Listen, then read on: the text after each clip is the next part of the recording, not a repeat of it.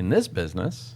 So when I started in this business, must have looked like a cash cow. I looked at this business. I was like, what? You can actually get somebody who wants to have a conversation about this for $35, and I can write them $1,000 policy and make $750 to $1,000 or more, and at $35. Why isn't everyone doing this? Right.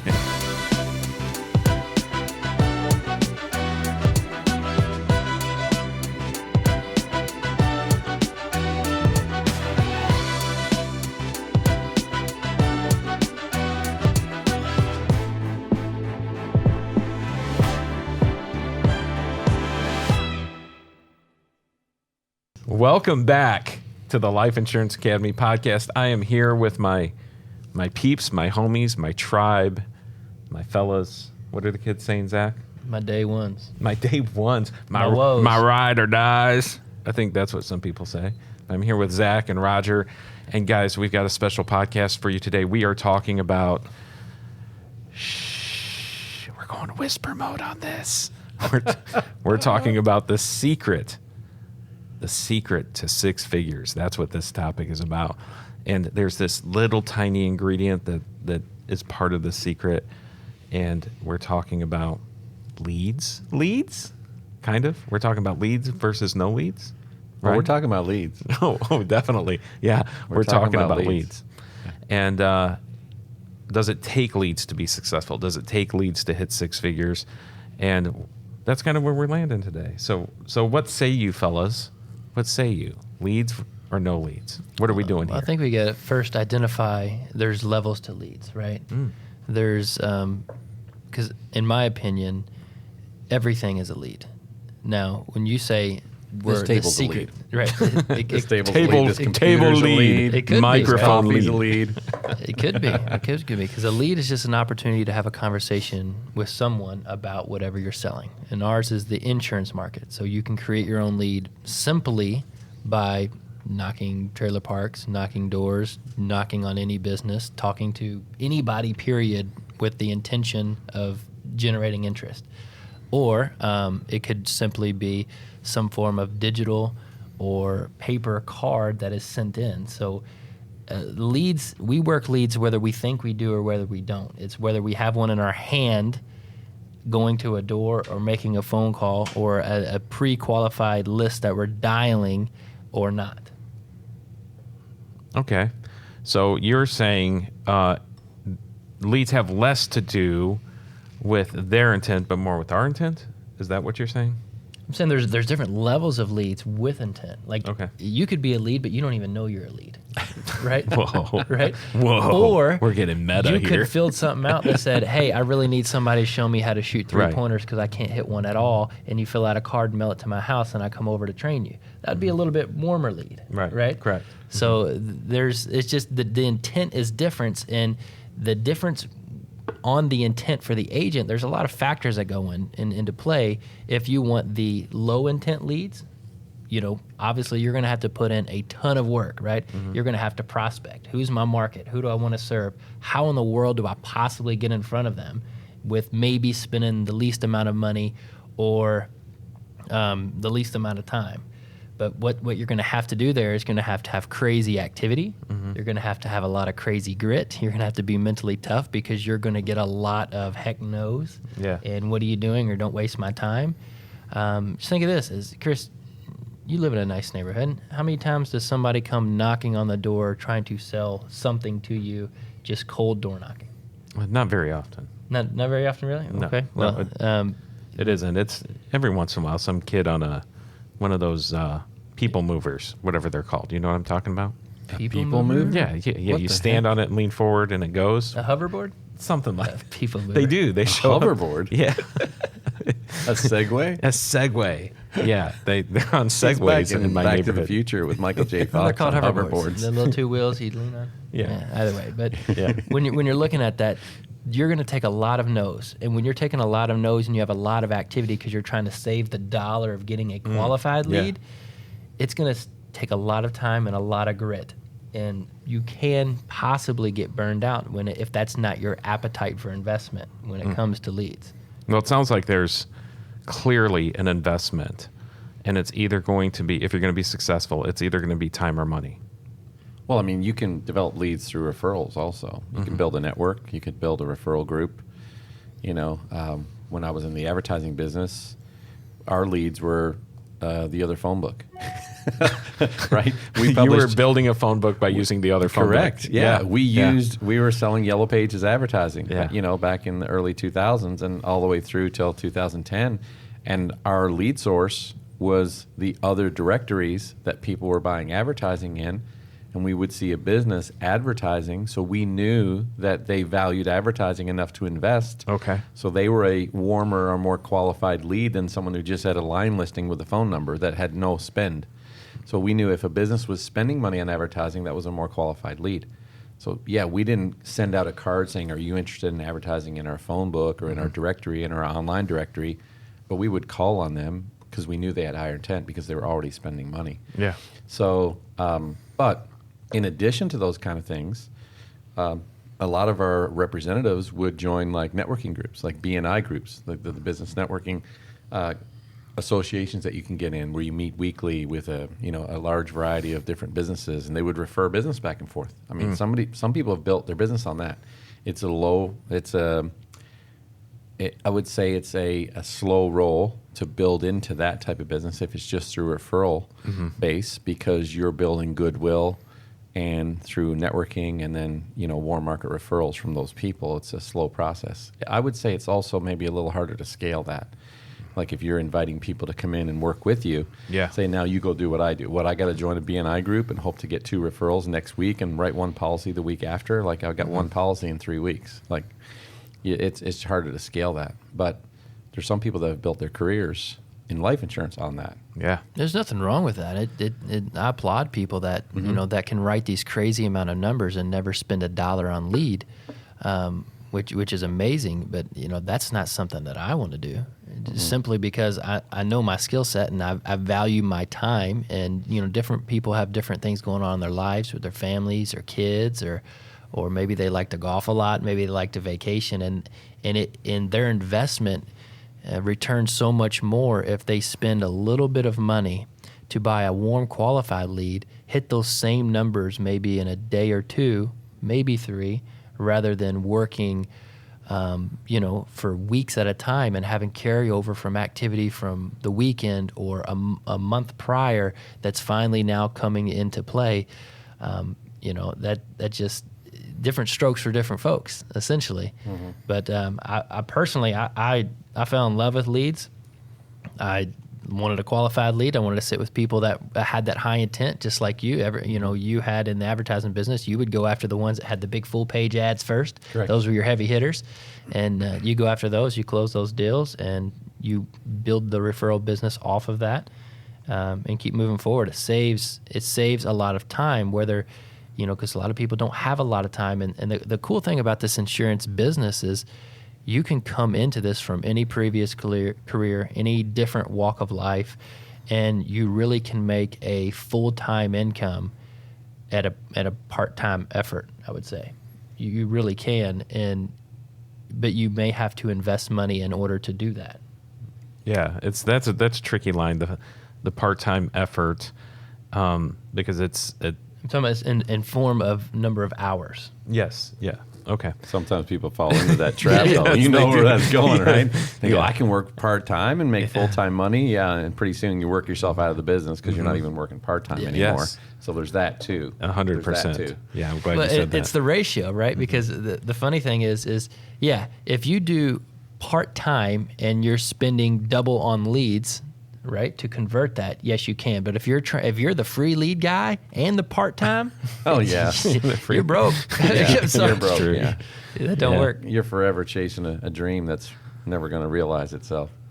It sounded like, Roger, there was an attracting point to you in regards to leads versus non-leads. Like you did have a lead with the phone book because you at least saw intent that these people were investing in this and that you were going to move forward with it. And all you had to do was contact them and offer them a different opportunity, right? So, but coming into this business, would you say the attracting points was 2 parts? Like one was the issue of having a buyer who had intent, but also scalability? Yeah. So, like in our former company, Yellow Pages, we grew that to, we were in 8 states. We had 48 publications. We had online publications, online directories as well, that were concurrent essentially with a paper or a deliverable product that was delivered to the home. So we were selling online advertising as well as paper, directory advertising. But on top of that, we also advertised billboards. We did radio. We did TV spots. We actually sponsored some of the segments for the Kentucky Derby a few years in a row because we were trying to put our name up there, top of mind awareness, that branding awareness, to create an impact of who we were. And our goal in that first year in any market was to not lose our shirt on the first publication and to break even and to get our product delivered into every business in the region. And once our product was delivered in every business in the region, people didn't want to throw that out because it was a valuable resource and it was a higher quality product than the existing one. And so as soon as we delivered that, now we had a frame of reference to talk about that. So talk about an investment into a marketing plan. Yeah. Like we did billboards, radio, TV, special sponsorship pieces, and we were just trying to break even in year one. We weren't even trying to make money in our first year. Wow. So we were just trying to pay the reps and not lose our butts on printing and distribution costs. So we could get the first directory. So that entire first year was an investment to get a return in year 2. In this business, so when I started in this business, Yeah. Must have looked like a cash cow. I looked at this business, I was like, what? You can actually get somebody who wants to have a conversation about this for $35? And I can write them $1,000 policy and make $750 to $1,000 or more, and at $35? Why isn't everyone doing this? Right. That, to me, it was just a no-brainer. And so now I see people who are like, well, how can I do this part-time for a year so I can work my way out of a job? I'm like, dude, if you just do this once right for 2 weeks, put the gas all the way to the floor, 2 weeks later, like you're up and running. You're already making money. You don't have to wait till year 2. Yeah. You're making money year 1. And so I wanted to have an opportunity where you could get leads. You didn't have to call on all of your own family and friends, door knock businesses, go to BNI groups. So I could bring on 4 or 5, 6 agents and immediately have a lead source for them so they could go and start calling on people who express some level of interest in a conversation about our product and service. Now, whether they were going to buy or not, that's a different issue. But I wanted them to have a qualified conversation. Yeah, I remember this conversation we had. You sat down, we sat at the table, you're drawing all your crazy circles like a wizard. I guess that's what wizards do. I don't know. But you're drawing all these circles and you're showing me all the income. I'm like, I'm bored. I like this. There's so much money in this. This is exciting. And then you're like, this is the lead cost. And I'm like, I'll see you later. I didn't quite understand it, because I was a youth pastor, we weren't buying leads. Well, people who have a job mentality, we're programmed all of our life. You're programmed. You're programmed to think if you go to school, to get a good education, you'll get a good job, and people are supposed to pay you for everything that you do after that. Right? Yeah. Really, they don't teach entrepreneurism in America anymore. I don't know if they ever did. You can hack it through YouTube and conferences and growth events and other leadership things, but they don't really teach it in traditional universities. All those people have jobs, and they're teaching other people how to get a job. Yeah. So when you come out into a business like this and someone says you have to invest in leads, you're like, wait a minute. That's not what they hear. Wait a minute. You got to spend money on leads. That's what they're thinking. Yes. If we say invest, they hear spend. Yes. And so they go, hold on a minute. You want me to spend $50,000 to $75,000 on leads before I make any money? I want to make $50,000 to $75,000. That's what they're thinking. And their brain shuts down. And then they're trying to figure out how to do it without doing that. Yes. And they're comparing. When they hear that number, they immediately say, "Oh, well, I got to pay that a week. That's my car payment for the month, or that's my mortgage, or that's what my rent payment is." It all goes to an expense, something going out, which is a personal considered. expense. Yeah, Right. it's Not a considered business like a investment. negative, right? Yeah. And everybody growing up, you're always told, save, except for college, they charge you whatever you want. That's the only thing it's okay to go massively in debt. Yeah, for. let's very go true. 100,000 in debt for that in 4 years. But everything else save. Don't, And you're be waiting scared for to the death. government to forgive it. Yeah, you're hoping. Let's vote in the right administration. Maybe we'll get all of our loans forgiven. Exactly. And the biggest difference is in spending and investing is in spending, you're not getting anything monetary back. And investing, you are. And when you see it that way, that, hey, if I told you, you give me $700, we'll ride around the car and I'll give you $4,000. You do that, right? Oh yeah, no question. How in the world do I make more than that, Chris? Okay, well, give me $1,400 and I'll give you $8,000. You would probably start scrambling, right, to get as much money as you can because it's a simple flip. And that's really what it is. It's an investment. You put this money in and you are able to get a lot more back. And that's the whole idea. If everybody was breaking even on this, then nobody would probably do it. Right. We are in a $1 trillion industry, right? The reports just came out this year for the insurance industry, and it stated that the industry between 2020 and 2021 grew by 18% again, and it's already a $1 trillion industry. It's bonkers. And it grew by 18% on the $1 trillion industry. And that's not counting property and casualty. That's not counting Medicare and health. That's just life insurance. The industry is on fire right now. Why is that? People have a high need and have a high value for these products and services. And if they do, we just have to put ourselves in front of the people who want them. So what's the best way to do that? Is the best way to do that trying to nickel and dime it? No, invest some money. Or, I mean, it goes, Chris, I mean, for me, we talk about time and money, right? In life, I said this on a recent video that I just did for YouTube. In life, if you want anything back from something, you have to invest that thing to get it back.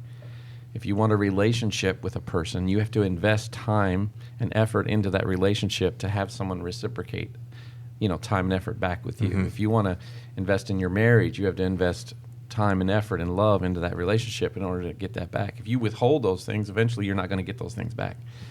If you're a farmer, right? I mean, this is the most basic. If you're a farmer and you want a crop, you got to plant that thing in the ground to get the crop. You can't plant something else. You can't Correct. plan wishful thinking. Let's go ahead and till the soil, not plant anything in there. Maybe if I talk to enough people about potatoes, I'll eventually get potatoes, right? You got to put potatoes in the ground to grow a crop of potatoes. It's just how it is. And so the very thing that you want, you have to invest. You have to put in the ground, and it returns something to you. It's an investment. It's not a spend, right? The spend is on a mortgage payment. You make it, and then next month you got to make it again. You're living in there. Most people think their house is an asset. It's a liability, unless it's making you money. It's a liability. Your car is a liability.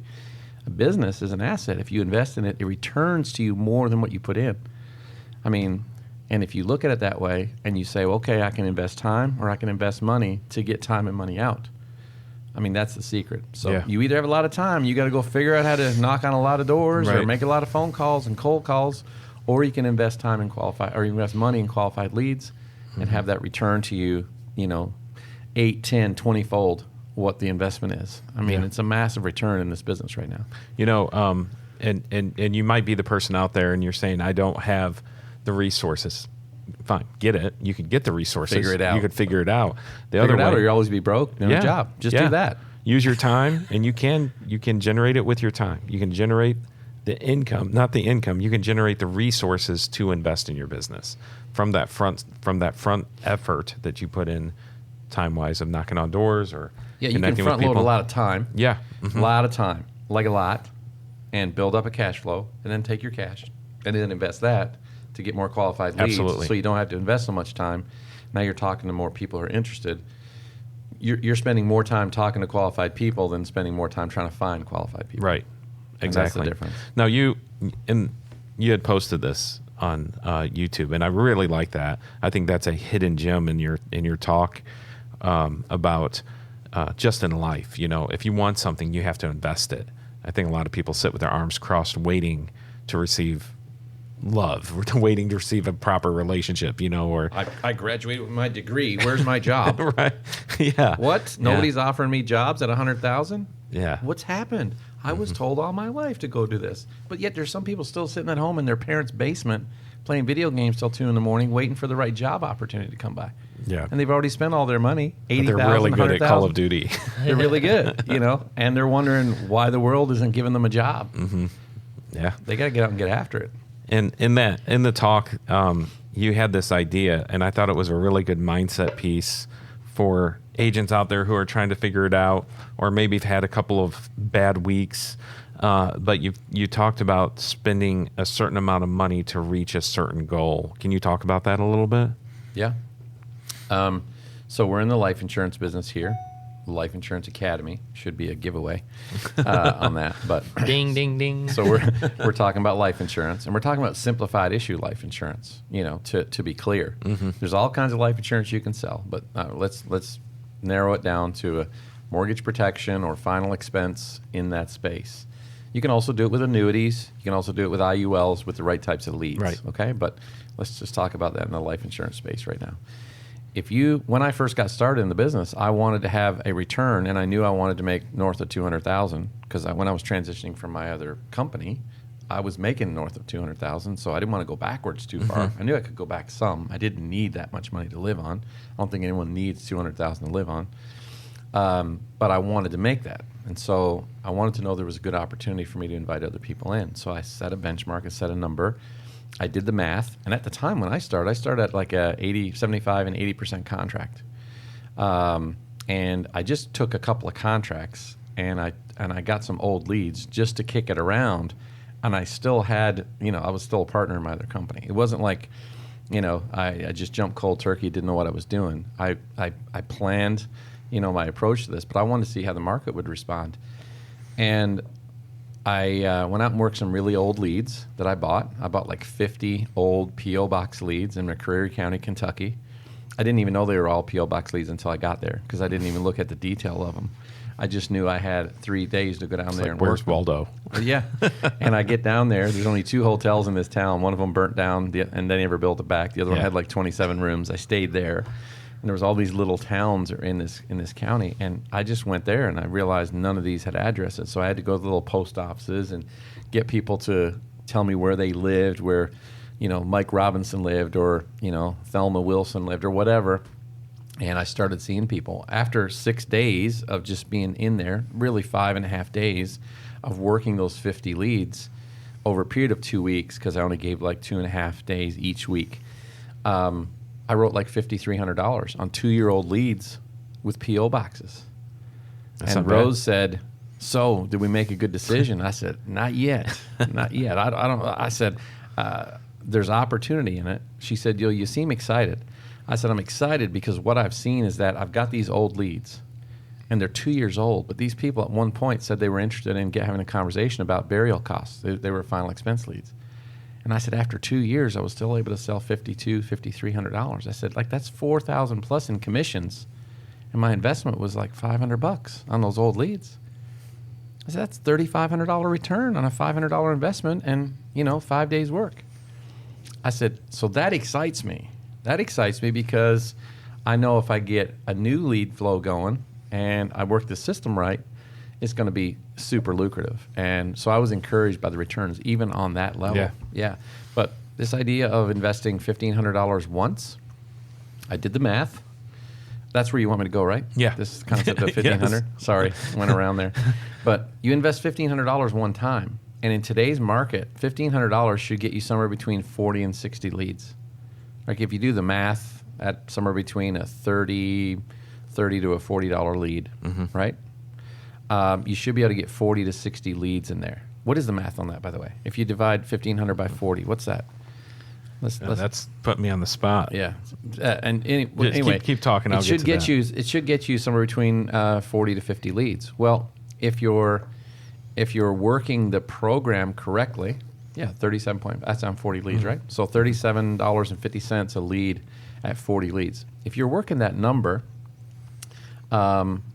you should be able to, and that's you're probably going to get some fairly high intent leads out of that. Oh, I'm sure. Yeah. If you work diligently that number, and you commit to talking to all those people, whether you're door knocking them or calling them or setting appointments or calling them and sell them over the phone or Zoom, regardless of how you're doing it, you should be able to get at least a 50% set rate. These people have expressed an interest, and it's a new lead.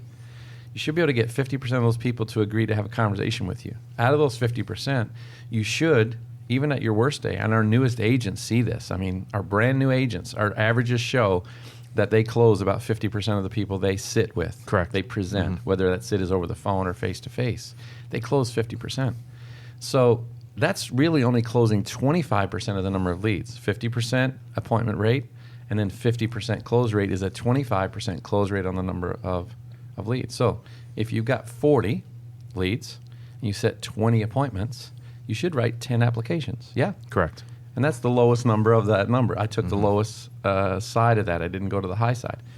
And then I did math like, okay, what's the average premium? Because we get paid on the annualized premium. Well, you can do 1,000 if you're doing mortgage protection, and it'd probably be a nice high number. And if you're writing 10, that would be 10,000. But if you back it down to about 800, which is probably more in line with the final expense application, you've got 10 applications times 800. That's $8,000 in annualized premium that you wrote this week. As a realist, again, which I am, I'm an optimist, but I'm also a realist. I backed out 80%. I backed out 20%, for apps that would fall off or not get placed or whatever. So I knew $6,400 of that was going to be business that I could count on. Issue paid business. That's what I was getting paid on. Well, in today's market, if you're writing $6,500 a week in premium, your contract should be at least 100%. Okay? Yeah. So I was doing the math. And 100% on that means your commission on $6,400 in issue paid business is going to be $6,400. Right. So here's where it breaks down. Out of the $6,400, what's your advance? 75%. Which is, it's going to be 48. about 40, somewhere around 45, 4,800, right? 4,800, I believe. And the other 1,600 is going to be in your back end money, which is coming in months 10, 11, and 12. So your first year in the business, you're going to be earning about 75% of what you will earn in year two. In year two, you're going to be making 25% of what you earned 12 months ago, plus the new 75%. So you're going to have a 25% increase once you get to year two. So I'm operating on this $4,800 as my cash flow. Now out of that $4,800, what do I have to account for? The very first thing that needs to come back out of my investment is what? Leads. The leads again. So here's the cool thing. If you think about it like a funnel, you put 1,500 in the top, you let it work through the funnel, right? It gets to the bottom, you got 4,800. You take 1,500 back out, you put it back in the top of the funnel and let it work through again. And the only thing that you have to repeat is your effort. That's it. You actually make the investment one time really good. And if you put in the effort every week and you just keep reinvesting the 1,500, so you're literally taking potatoes out of the ground, you're cutting them all up and replanting them in another field. And guess what? In one potato, we had a potato field in my backyard. I grew up on a big property. I think Zach did too. Yeah. My dad would plant potatoes every year, carrots and turnips, and we lived on like 2 acres. And but they would take a potato and let it sit all winter in the cold cellar, and all these eyes would grow out of it, right? And then they would take it and cut it all up so that there was one stem coming out of each. And they would, out of one potato, they might get like 12. They would take that one potato, plant it, and then once they'd plant that, out of those 12, each stalk would grow up, and they'd have another 3 or 4 potatoes on each stalk. So from one potato comes 48 potatoes. It's the same thing in this business. You put the money in the top end of the pipe and work it through, and you do your work. You just keep reinvesting the 1,500. The only thing you're doing on a consistent basis is putting in the effort. Most people here spend, like you said, spend. They spend money. I got to spend money. They're investing that money. If you say, I'm going to try to grow that potato field without planting any potatoes in there, you're not going to get any back. It's the stupidest thing in the world. The farmer will laugh at you. Well, in this business, we're laughing at you, right? Just put your money in and get the money out. Yeah. The craziest thing on that concept is I think people do that initially, or they understand the concept of that. I'll put it in. Oh, I made this. But where most agents fail to make the mistake is when they get that return, they either go pay a debt, they go pay a bill, they go buy something they really shiny that they really wanted, and one reason or another, they're not able to take or don't think about it or don't even consider taking that 1,500 and putting it back in the top of the funnel. And then what happens is it goes dry. Yeah, the farmer's not replanting his field. He's eating all the potatoes and then wondering why he doesn't have any next year. potatoes. I wonder why I don't have any potatoes. Exactly. Good potatoes. Well, you bought a nice tractor. Yeah. Congratulations. So the other issue of why that wouldn't work, one would be not reinvesting. Mm-hmm. The other reason would be not duplicating your efforts. Yeah, you may take that $1,500, put it back in, but guess what? You're celebrating your success from the previous week or hitting a number or being a top agent, and now you take the foot off the gas, or now you have to be home, or now you're going to go do something else. You're not working the 40 leads again. You're buying them, but you're not working it. And guess what happens when you dump that $1,500 in? You don't match the effort that it takes to get the return. That can dwindle down to barely anything. Yeah, it's like putting your potatoes in the ground and then not watering it. You're exactly We're right. not tending to it. harvesting We're it. not pulling the weeds. We're not harvesting it out. Yeah. And then once that money comes out and it's not the return that you want it to be, where does that money go? That money goes to your bills or your survivor, which you're really cutting your own Your head off liabilities. your entire business, and you have no more money to reinvest, and then you're back stuck again. So Yeah, it's an investment mindset. That process, by the way, when we finish the math, that $1,500 going into that pipe on a 100% contract, doing about 8,000 in production a week on 10 apps, that's giving you a $4,800 cash flow. $1,500 comes out to go back in the top of the funnel. You've got $3,300 left now in your cash flow. That's for your business. You're going to need some for gas, especially if you're seeing appointments now, especially with the price of gas. You're going to have some E&O insurance. You're going to have some other things that you got to pay for, right? Part of your business. If you have an office, you'll need some office supplies, that sort of thing. But you got $3,300 now to operate on. $3,300 plus the $1,600 that's coming in on the back end in months 10, 11, and 12 is $4,900 a week in net positive cash flow. Now, how much you're going to pay yourself out of that's up to you. But if you take that $4,900 and multiply by 50 weeks, it's $245,000 a year. With a one-time good investment of $1,500 one time and a reinvestment of the effort every week, and taking that $1,500 out of the return, putting it back in the funnel, out of the return, putting it back in the funnel. If you spend your reinvestment, the funnel stops. It dries up. Yeah. It's not rocket science.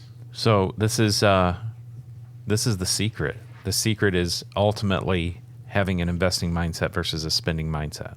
That's really what this conversation 100%. was. And we want to continue this conversation on the secret to six figures with you guys. We're going to come back next week, and we're going to continue this talk about the secret.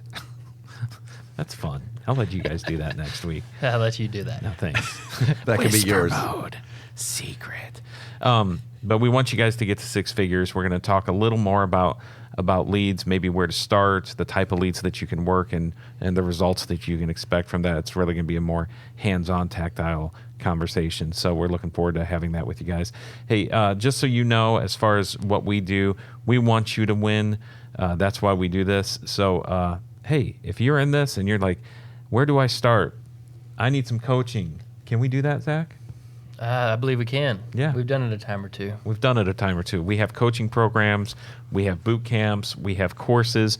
We even have this crazy event called Power Producers. We would love to connect with you guys on. If you are interested in any of this, go ahead and reach out. We'd love to have a conversation with you. You can check us out at lifeinsuranceacademy.org. You can find us on all the socials at, Life Insure Acad. Life Insure Acad. Yeah. On Instagram and Facebook. We'd love to connect with you guys. And you can check us out on Roger's favorite platform, YouTube. And if you got any questions, guys, about this, we'd love to hear from you. Like, post a comment below in the comments. Ask us a question. We're going to get back to you and reply. We're going to help you out.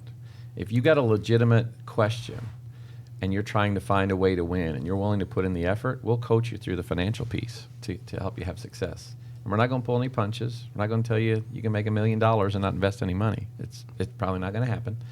So, but we will be real and we will help you. Also, if you guys are doing something cool and special out there and you want to be a difference maker and share it with the world, we would love to invite you to be on the podcast to see how we can bring value to more people, more agents everywhere. So definitely reach out to us if you found something that's really cool, that's working, and you want to share that sauce to be able to really help other agents maybe that you've never met or never will meet.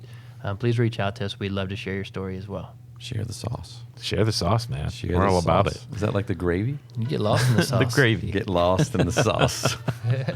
Well, thank you guys so much, and we look forward to connecting with you on the next Life Insurance Academy podcast.